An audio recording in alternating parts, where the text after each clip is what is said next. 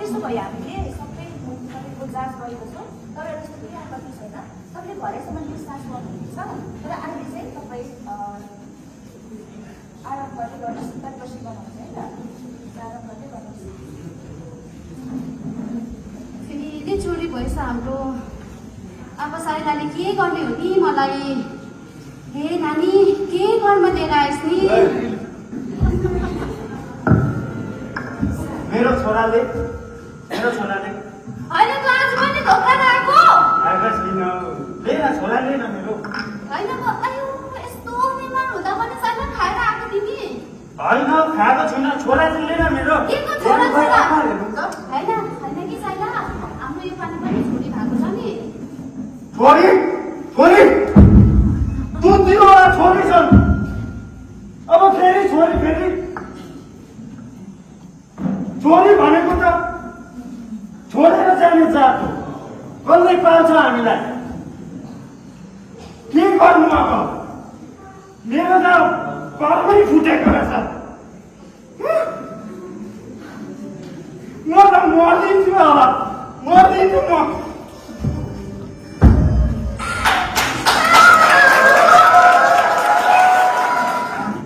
डाँडाघाट साइलाको फेरि छोरी भएछ त्यही त हो त के आइलाग्यो बुढा हो नि हो त्यो साइनले त है छोडाइदिनु सकेन नि त्यो उसको पहिलाको दुलीको पापै थियो र तपाईँको त छोडै होला नि है हाम्रो त यत्रो बढ्दै छोरा छ नि हो स्वामी अहिले त्यसको बिहा गराइदियो भने त्यो 5 वटा भन्दा कम नानीको बाउ हुन्छ त्यो मेरो कुरा गर न मेरो 2 जना छोरा छ अझै ल्याउँ सोधी बस्नु पर्यो साइला वंश जाने भयो साइलाको वंशै गए पनि यसो जानुभन्दा अगाडि छोरा त छैन बुढा यसो बाढेको बाबु केही होला सानी एकछिन अरे साइला ल्याऊ मलाई पनि आज सानी चौकी हो चौकी बस हो साइला बस्नु तिमीहरू चाहिँ यहीँ छौ यहीँ यो साइनीको ठेगा पनि तिमीहरूको त घरैमा के आफ्नो सानी यस्तै खानु पर्यो आज त मनमा पिरै पिर्छ हो साइला तिम्रो त फेरि छोरी भयो त हो नि हौ कान्छा म त अगाडि खपर लिएर जन्मेछु यार खै तिम्रो त छोराको आसमा छोरी एक्लास भयो हो नि हौ कान्छा के चाहिँ गर्नु नि अब खै साइला अब के भन्नु सानोमा नगर भन्नु सक्दिनँ म अब हाम्रो यत्रो उठिसके छोरोहरू खै तिम्रो चाहिँ कहिले हुने तिम्रो साइमै खोज्छ हो साइला अलिक चाहिँ मलाई त्यस्तै लाग्यो बरु अलिक कान्छीपट्टि जोर गर्नु के भन्छ कान्छीपट्टि जोड हो साइला साइला यति ह्यान्डसम हुनुहुन्छ दुईटा सँगछ नि के भन्छ हो फेरि आँट गर न साइला अब आएको र साइला तिमीलाई कान्छी जोड पनि फेरि छोरी नै भयो भने चाहिँ के गर्नु हो अन्त घरले छोडै चाहिएको हो भने साइला हाम्रो सौनी कमिटी के भन्छ साइला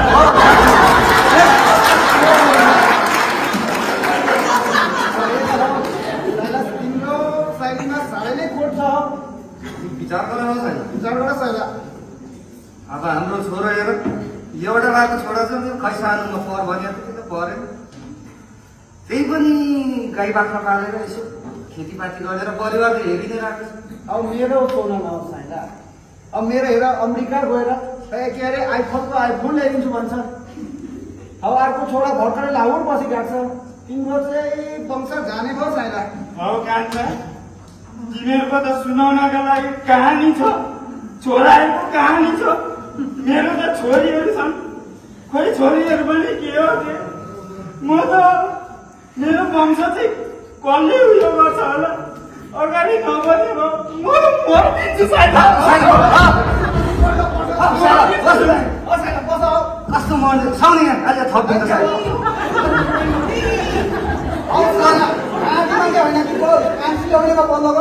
त्यस्तो सानो मन गरेर हुन्छ छैन फट तरिका बन्द गर अनि 8 गर मरदको छोरा अनि 8 गर लु मरदको छोरा पनि आएको ल्याऊ के चाहियो भने हामी दाजुभाइ छैनौँ होइन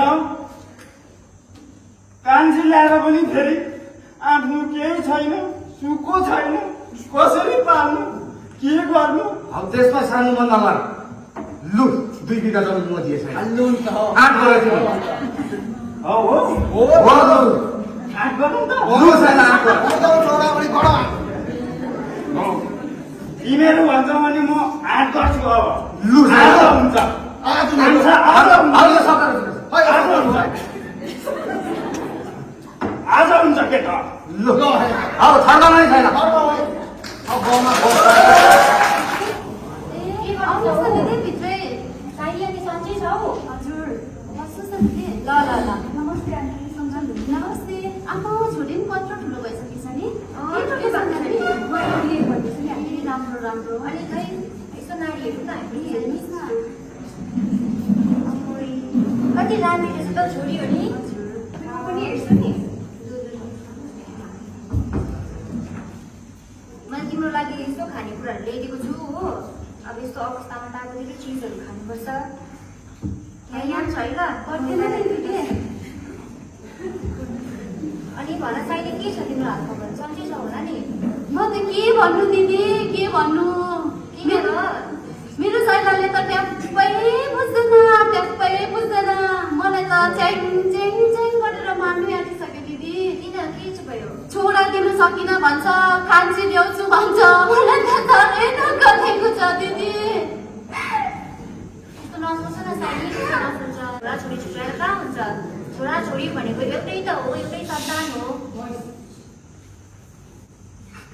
आन्टी त्यस्तो नसोच्नुहोस् तपाईँको यसमा केही दोष छैन यो त प्राकृतिकको प्रक्रिया प्राकृतिकको नियम हो छोरा छोरी समाजमा एक समान हो उदाहरणमा मलाई हेर्नुहोस् न म पनि त एउटा छोरी हो म जस्ता छोरी यो समाजमा धेरै छन् जो पढेर लेखेर आफ्नो घर जीविका चलाइरहेका छन् यसरी छोरा छोरी भनेर भेदभाव गर्नु हुँदैन आन्टी बरु यसो अङ्कलाई सम्झाउनुपर्छ हुन्छ साइलालाई सम्झाइदिनु है नि त साइलालाई बुझ्दै बुझ्दैन साइलाले साइलालाई सम्झाउनुपर्छ यो कुरा सम्झाउनुपर्छ यसरी छोराछोरी छुट्याएर हुँदैन एउटै सन्तान त हो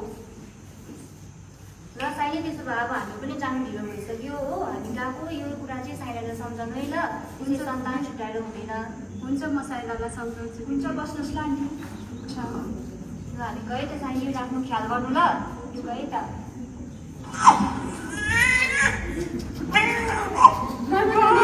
नर्दाखेरि मेरो मन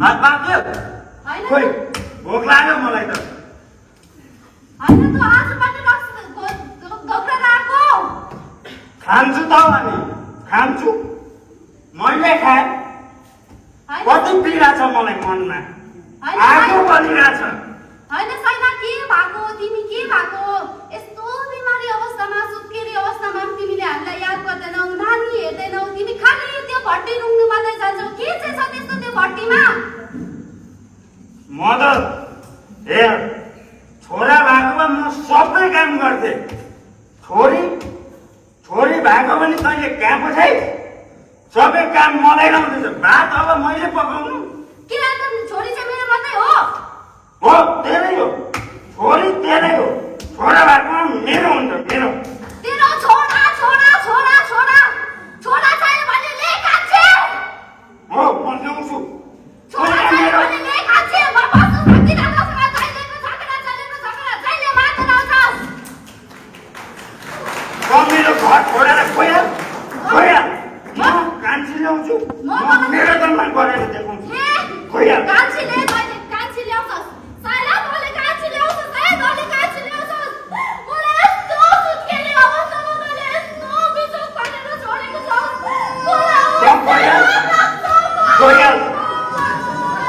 गइहाल मेरो घर छोडेर गइहाल साइला तिम्रो छोराले फेरि तमास पारे रे गाउँमा। हो नि हौ कान्छा, मेरो त पुरपुरामै त्यस्तै रहेछ। खोइ पहिले जेठी बुढीलाई पनि के भनेर यही खाएर दुःखमा अन्धकार रातमा कहाँ पठाए। अहिलेको छोरा कान्छी ल्याएर पनि खोइ कान्छी बुढी पनि माइत गएर बसेकी छ। कान्छी बुढी पनि माइत गएर बसी अब मलाई हेर्ने कोही छैन। छोरा उठ बतास भएर कहाँ छ। म बिमारी मान्छे, बिमार भएको छु, कसले हेर्ने के गाउँ मलाई। अब म त मर्छु होला। के भन्छ हो साइला, मेरो छोराले आइफल दिन्छु भन्छ। आफैतिर आइफल दिइरहेको छ। एउटा छोरा जस्तो स्वास्थ्यसँग पर काम गरेर बस्छ। तिम्रो के छ हौ छोराको हालत? के भन्नु हो घरमा? हौ त्यही एउटा छोरा सिक्थ्यो खै अहिले त ना खानुको टुङ्गो ना बस्नुको टुङ्गो। एक हप्ता भइसक्यो गर्न आएको पनि कहाँ डुल्दैछ, के छ, जिउँदैछ मरेछ के थाहा छ। त्यही त हो कान्छा, पहिले कति दुःख गरेर हुर्काइयो बढाइयो। अहिले अब मेरो छोरो हावाबाट आएको जस्तो गर्छ। के हो म त एक्लै मर्ने रहेछु। हेर्ने बेलामा मर्ने बेलामा पनि हेर्ने कोही हुँदैन होला। म चाहिँ मर्ने भएँ एक्लै। छोडिने पो ठिक थियो क्या साइलाको त। एउटा छोरो भएको खै अब लु बाउ त यस्तो भयो घरमा आमा एक्लै बिमार लडिरहेछ। खै ढुङ्गो छैन त्यो सानो हुँदा हौ त्यसको आमाले जोडो मार्गी के नभनी छोडो लड्छ कि भनेर सम्हालेर राखे। अहिले के खाने सन्तानको जन्माएछ। छोडिनै ठिक थियो जाउ साइला, छोडिनै ठिक थियो साइला तिम्रो त।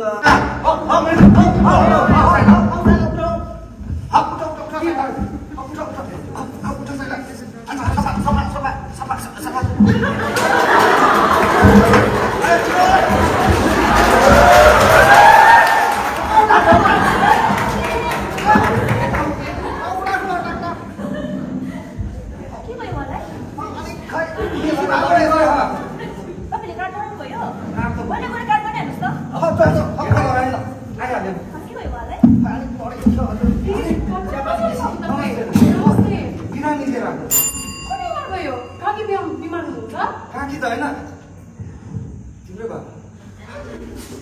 बाबा के भयो तपाईँलाई? बाबा तपाईँको ठुलो छोरी के भयो तपाईँलाई?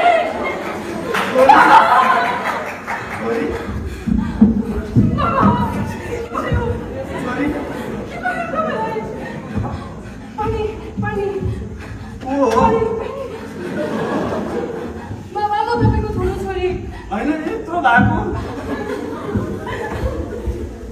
छोरी,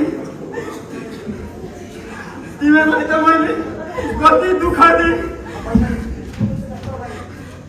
तिमीहरूलाई त मैले कति दुःख दिएँ। त्यो अन्धकार रातमा कालो रातमा कहाँ पठाए। तिम्रो आमाले कति दुःख पायो होला, तिमीहरूले कति दुःख पायो होला, के खायो होला भन्ने कुराले मेरो अझै मन पोल्छ। मलाई माफ गरिदियो छोरी, मलाई माफ गरिदियो। बाबा हजुरलाई त मैले पहिल्यै माफ गरिदिइसकेँ बाबा, किनकि यो मेरो आत्मा र मेरो आमाको शिक्षा हो। तर आज तपाईँलाई म यो भन्न चाहन्छु कि छोरी म छैन बाबा, छोरी हुनु म छैन। मैले त्यो कुरा कहिल्यै बुझिनँ छोरी, कहिल्यै बुझिनँ। तिमीहरूलाई त यो माटोको धुलो सरी सम्झे। मैले कहिल्यै बुझिनँ। म आफूले कहिल्यै माफ गर्दिनँ होला छोरी। हामी त तपाईँको सधैँ गर्व गर्ने छोरी भनेर आमाले भन्नुहुन्थ्यो, तर त्यो मौका तपाईँले कहिले दिनु भएन बाबा, कहिले दिनु भएन। मलाई माफ गरिदियो छोरी, मलाई माफ गरिदियो। दिदी तपाईँ अनि यो समाजले हामीलाई बुझेको भए आज यो घडी आउँदैन थियो। किनकि छोरीहरूको पनि त आफ्नो सपना हुन्छ, आफ्नो रहर हुन्छ, उनीहरूले पनि त आफ्नो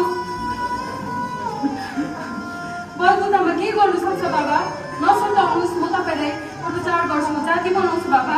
अब जे भयो भयो।